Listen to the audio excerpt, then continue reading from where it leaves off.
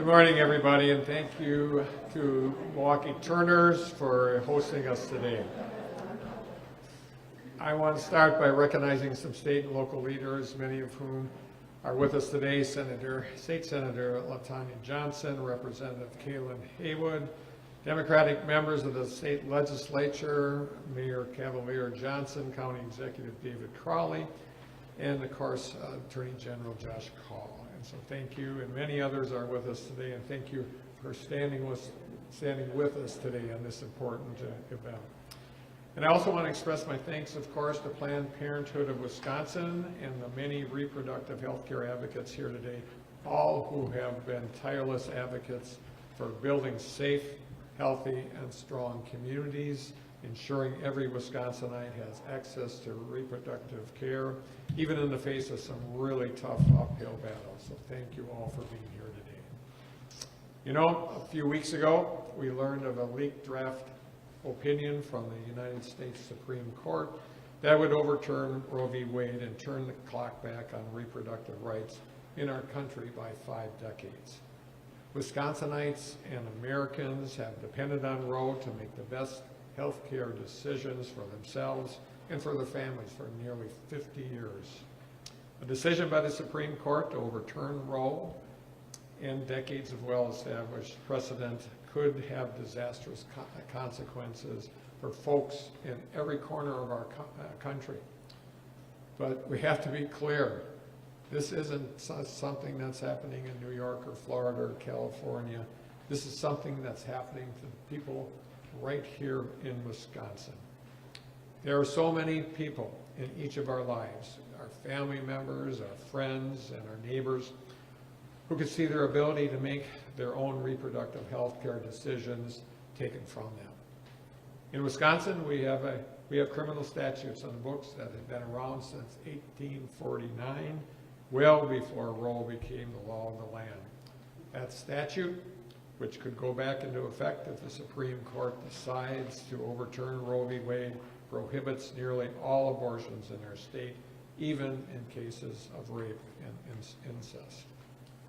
Look, I know not everyone shares the same views about abortion, but here's what I do know.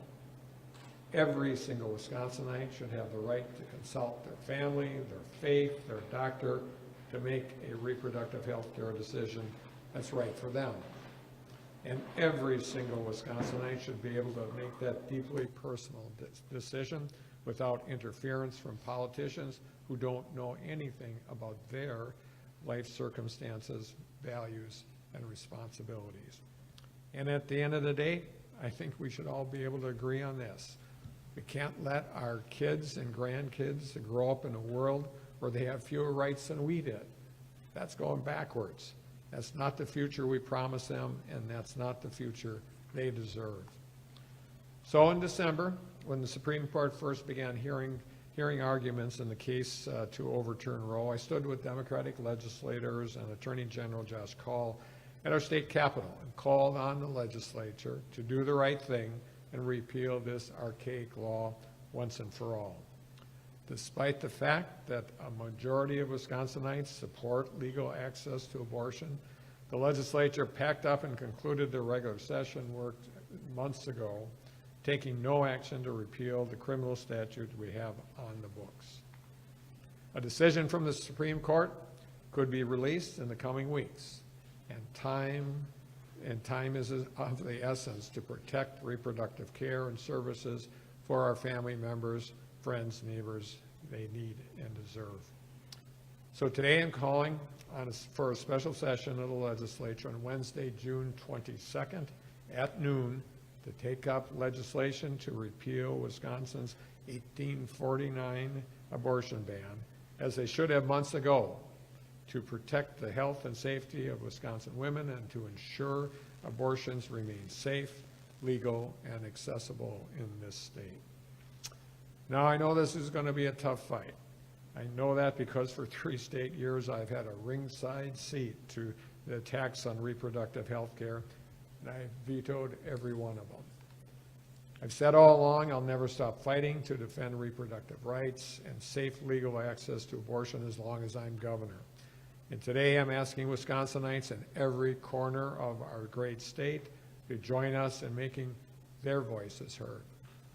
So folks, we have a lot of work to do, and a lot of it. In the next 2 weeks, the people of Wisconsin need to make their voices heard. Call and write their legislators, and then we need every person to talk to their friends, family members, co-workers, neighbors, and we need to share our stories about what this decision means and how it could affect our daily lives and their daily lives. And then we need them to call their legislators. This isn't about politics. This is about the will of the people. We must make it clear in the days and weeks ahead there is no doubt where the people of Wisconsin are on this issue, and that we believe in making sure that the people we love and care about get to make the decisions that are right for them. The people of Wisconsin know where I stand. I stand with them. And I'll keep fighting every day to defend reproductive rights and access to abortion as long as I am governor. So let's get to work, folks. Now I'd like to turn this over to Christine, who's going to speak to her experience. Christine?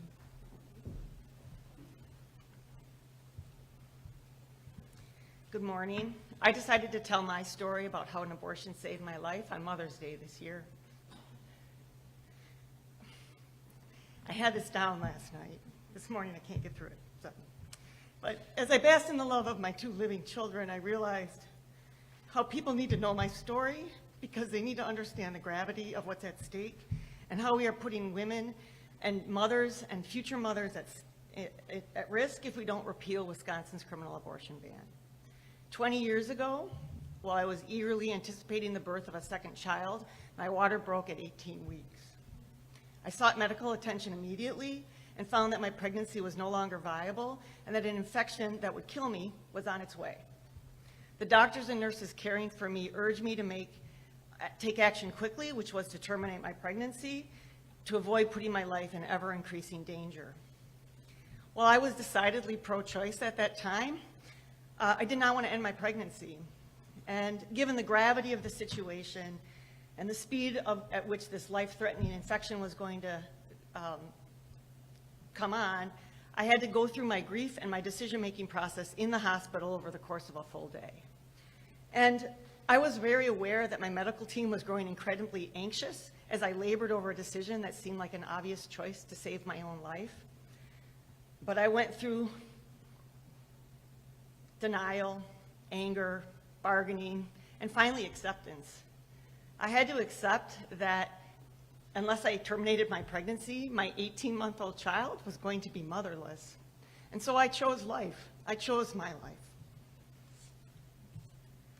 Laws that do not make exceptions for the life of the mother are extremely scary, but I'm going to bet that most people would choose an abortion for their mother, their wife, their sister, any woman that they know, even or don't know, if their life was at stake, and if it was 100% certain that this is what was needed. This is why I need you to pay close attention. Laws that make exception only for the life, to save the life of the mother or the woman, are inadequate.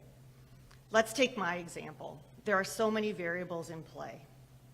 The gestational age, my age, the health of the woman, whether or not all of the amniotic fluid was discharged or just a portion, was medical care sought immediately, and on and on. There are just too many variables to legislate, and so laws cut the complexity of all that, and they just make provisions that really put women at risk for severe trauma, for loss of their fertility, or death. My case was not complicated.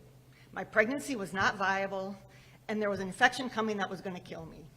My medical team wanted desperately to take action before that infection set in, because once it did, things would become very dire. But legally, my life was not at stake until that infection set in. Laws that make provision to save the life of the mother often are akin to something like throwing someone a parachute after they've jumped out of the plane. Technically, your life isn't in danger until you jump, but if you're 100% certain that you're going to jump from a plane, you put on a parachute. I want everyone to know that this issue impacts them. Yes, especially if you have privilege, you can find access to reliable birth control, the morning after pill. You may even be able to travel if you need medical care. But if you or any woman of childbearing age that you know wants to have children, wants to become a mom, we need abortion to be safe, timely, legal, and a decision made between a woman and her doctor.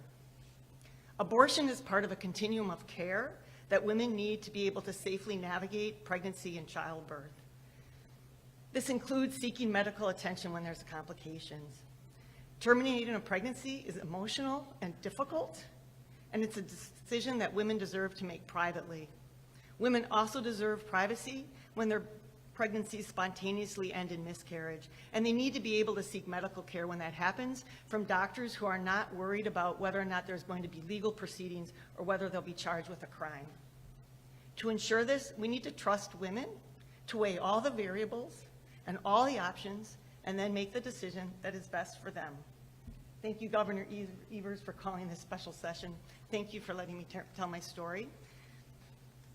I am going to turn the mic over to Senator LaTonya Johnson. Thank you.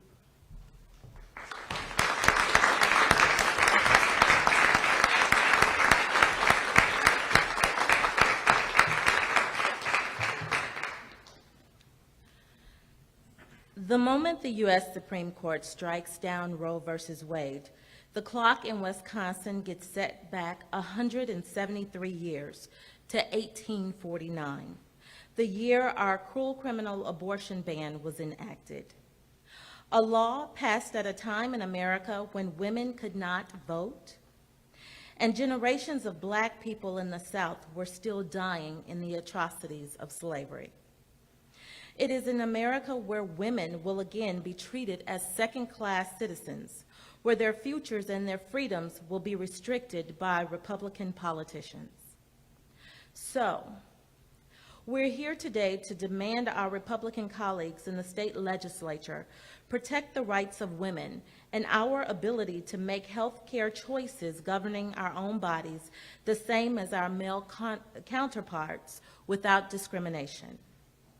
It is a time that Republicans both here in Wisconsin and across this country view women as full citizens, capable of making good, sound decisions, with having control over our own bodies, healthcare decisions, and our lives. I, for one, refuse to let my daughter, my nieces, and other young women grow up with fewer rights and fewer freedoms than I, my mother, and my grandmother had, because I know what's at stake. I know that without access to reproductive health care, my life and the life of my daughter would have been vastly different. I came from 4 generations of teenage mothers. My grandmother didn't raise my mom because she was a teenage mother. My mother didn't raise me. My grandmother did. And to grow up and to be successful, to beat extreme poverty, you have to be able to access health care, especially for women, because women are responsible for future generations. I was 14 years old when I first went to Planned Parenthood. My grandmother took me there. And on our way, we had a conversation, and that conversation went like this. Back when I was growing up, I didn't have a lot of choices. You got married, and you had kids. But things are different now. You can have a choice. You can have a future. That was one decision that my grandmother made that I was so thankful for. Because of that decision, I raised my daughter. I was the first in my family to graduate college, to own a business, and now to be standing before you as a state senator. So my grandmother's decision not only helped to improve my life, it saved my daughter's life, but it also helped my community. Now, my story of freedom and the stories of millions of Wisconsin women has become something that Republicans want to criminalize. They want to turn doctors providing life-saving medical treatment into felons. This season, I was proud to be co-author of the 2021 Senate Bill 75, the Abortion Rights Preservation Act, which would repeal the 1849 criminal ban on abortion, ensuring that Wisconsin women are able to keep their rights regardless of the political makeup of the U.S. Supreme Court. Criminalizing abortion and throwing doctors into prison doesn't make it less necessary. It just makes it more dangerous and more costly to obtain. In November of 2013, or November of 2014, Colleen Henry interviewed a biological mother of an 11-year-old girl who was sexually assaulted while in foster care. This was an environment that was chosen by the state and was supposed to be a safe place. The child was then returned to her biological mother, and together they made the difficult decision to have an abortion. If an abortion ban was in place without exception for rape or incest, such as the ban that will go into place if Roe versus Wade is overturned, that 11-year-old child would have been forced to give birth. Unfortunately, as an elected official, I know all too well racial disparities facing our communities of color and our children. Over 18,000 children attending Milwaukee public schools lacked a fixed, regular, adequate nighttime resident.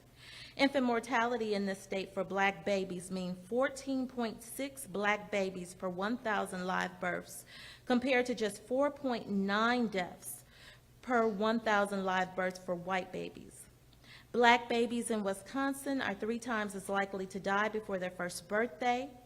These statistics make Wisconsin the highest of any state in the nation, at 30% above the national average. And let's not forget Wisconsin's most notable distinction of being the worst place in America to raise an African-American child. Are Republicans going to suddenly care about these shameful statistics when even more mothers are forced to give birth, forcing child poverty and infant mortality numbers even higher? I wouldn't bet on it. Because there is one thing that they have demonstrated time and time again, is that they have infinite concern for unborn children. But once those children are born, they could give a damn about what happens to our babies. A perfect example of this sentiment is Senator Ron Johnson's comments when asked about reducing child care costs for parents. He said, and I quote, "Well, people decide to have families and become parents. That's something they need to consider when they make that choice. I've never felt it's society's responsibility to take care of other people's children." It is time for Republicans to stop attacking Wisconsin women. It's time they start respecting our right and our power to have control over our own bodies. And it's time that they start viewing us as capable of making decisions that are best for our well-being and our families. Women are intelligent, we are brave, we are strong, we are capable, and we are deserving of the right to choose what happens to our bodies. Now I'll turn it over so you can hear from Dr. Linton.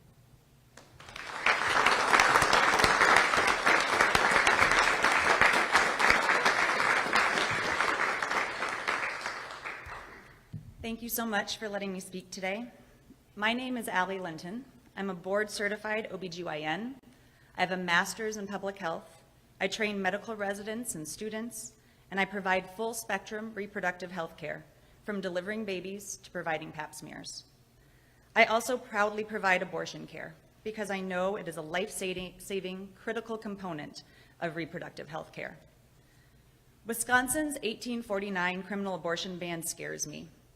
It will require me to deny patients an important, safe healthcare procedure that I am trained to provide.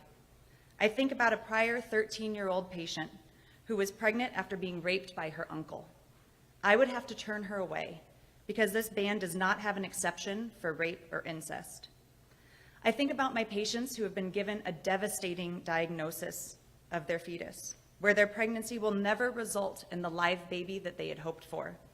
I will have to turn them away. I think about my patients who are mothers who have decided that abortion is the only way that they will be able to be the mothers that they want to be to the patients to the children that they already have. I will have to turn them away. And I think about patients who are being trafficked or in abusive relationships where continuing a pregnancy is leading to thoughts of suicide. In all of these cases, I would have to turn away these patients under the criminal abortion ban. This ban was not written by physicians. Its language is confusing and vague and threatens physicians with felony charges for providing the medical standard of care. I think about my colleagues who will be presented with a patient where the bag of water breaks too early, or a patient who's having heavy bleeding before the pregnancy can survive outside of the womb.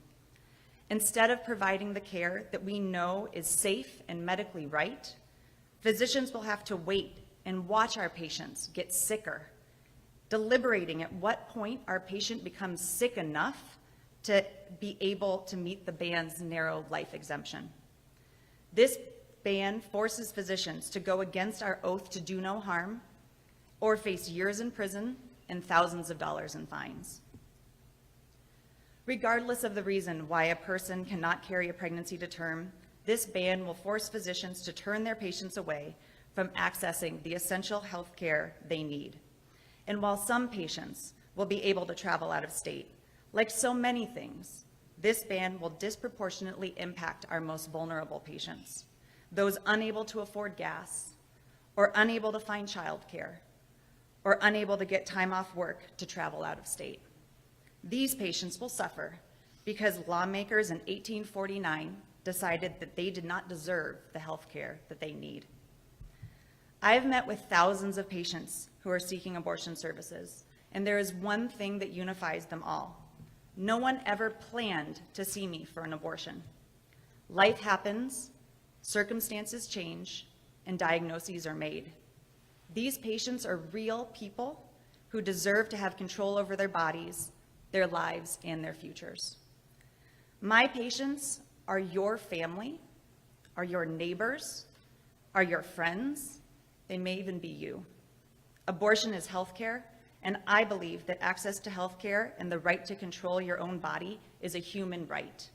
These rights should not depend on your zip code or your ability to travel out of state. My patients deserve better, and Wisconsin deserves better. Thank you. I'm going to turn it over to Attorney General Josh Kaul. Thank you. Thank you to everybody who is here today. Thank you to the many people standing behind me right now who are here in support of the governor's call for a special session. Thank you to the speakers who we have heard from talk powerfully about what's at stake. And I particularly want to thank Governor Evers, who has throughout his term been a steadfast defender of reproductive freedom.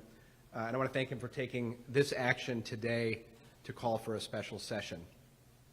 As Governor Evers mentioned before, we stood together with many of the people you see here today several months ago, calling on the legislature to take action to repeal Wisconsin's criminal abortion ban. And so far, the legislature has not acted. What I want to stress today is the urgency of the situation that we face right now. In less than a month, access to safe and legal abortion may very well disappear in Wisconsin. The Supreme Court's decision will likely come out in less than a month.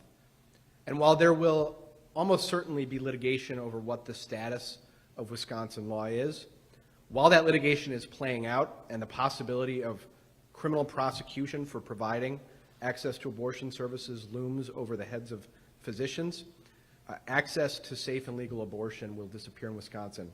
And if the courts find that that abortion ban is in effect, it could disappear for a long time in the state of Wisconsin. So I want to talk about what that means for individuals in the state of Wisconsin. As the doctor mentioned, our friends, our neighbors, our family members. You know, we recently passed a state constitutional amendment that provides for the rights of victims of crime. And yet, we are on the verge of being in a position where the victims of rape or incest may have to have their trauma compounded by being told by the state of Wisconsin that they need to carry that pregnancy to term. To me, that is not treating victims of crime with dignity and respect. It's not respecting the privacy of victims of crime. Pregnant women may be confronted with serious dangers to their health if they continue with their pregnancy. But under Wisconsin's criminal abortion ban, that is not a legal basis for an abortion. They would be forced into potentially permanent long-term harm to their health because of a criminal abortion ban in the state. And doctors would be put in the impossible position of trying to determine whether the danger to a mother's health was so dangerous that they could lawfully provide an abortion, or if they might face criminal prosecution for providing the critical health care that a woman who is coming to them for medical services needs. Now this is really ultimately about who makes some of the most fundamental decisions in women's lives. For almost 2 generations, women in Wisconsin and across the country have been empowered because of Roe v. Wade to make those fundamental decisions about their future. If the legislature doesn't act, though, those decisions will be taken away from women and instead will be in the hands of politicians. To me, that is not freedom. That is not liberty. That is not the kind of society that we have come to have and to respect for the last 2 generations. Now, the legislature has a decision to make. They will be meeting in special session later this month, thanks to the governor's call today. And so the decision they have to make is clear. Will they protect access to safe and legal abortion in Wisconsin, or will they allow people in Wisconsin to be prosecuted for abortions in the 21st century?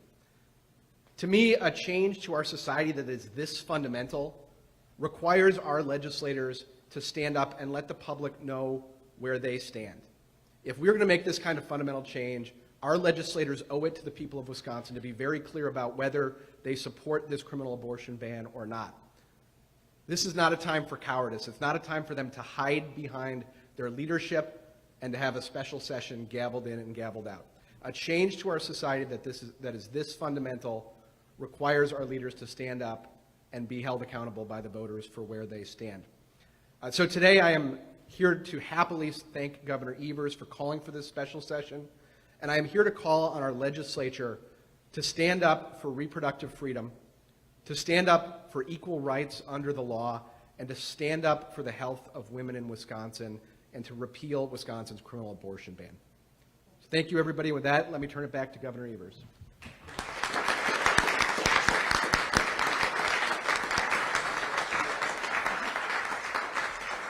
Thank you, everybody. And at this point in time, I'm going to be signing that executive order.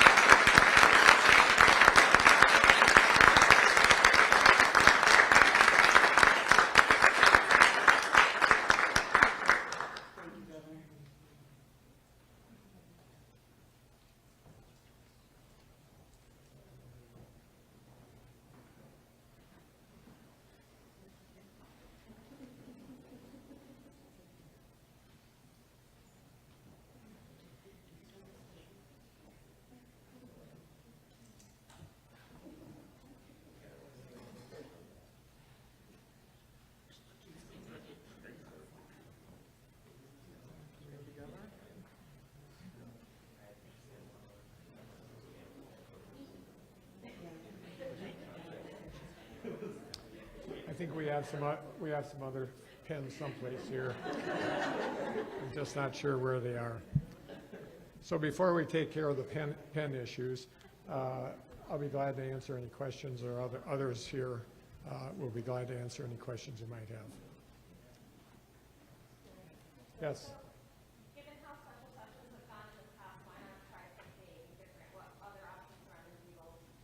Well, yeah, first of all, that 1849 law is the crux of what's going to happen.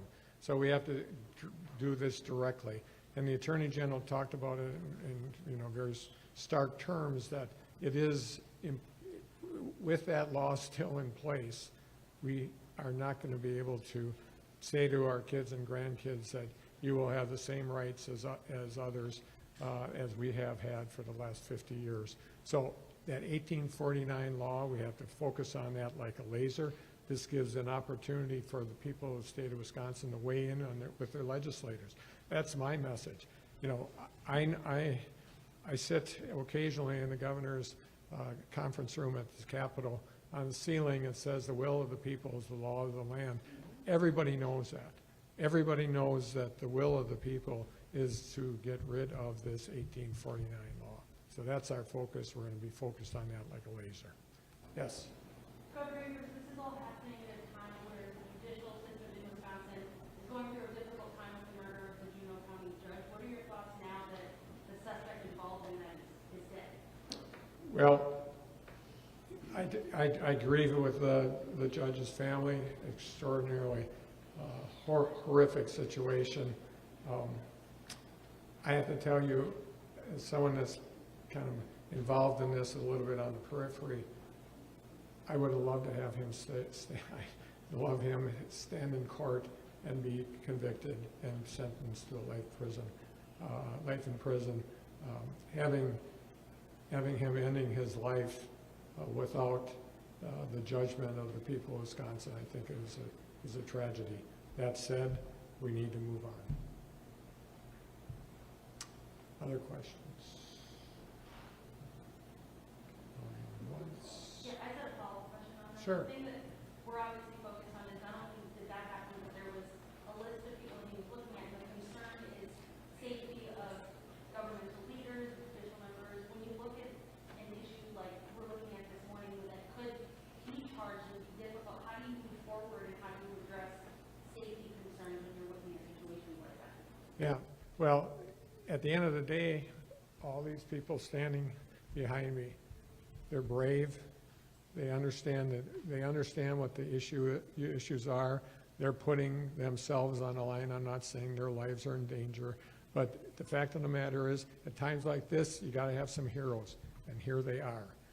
We have to make sure that the Republicans in the legislature can join those list of heroes. Thanks. Good job, everyone.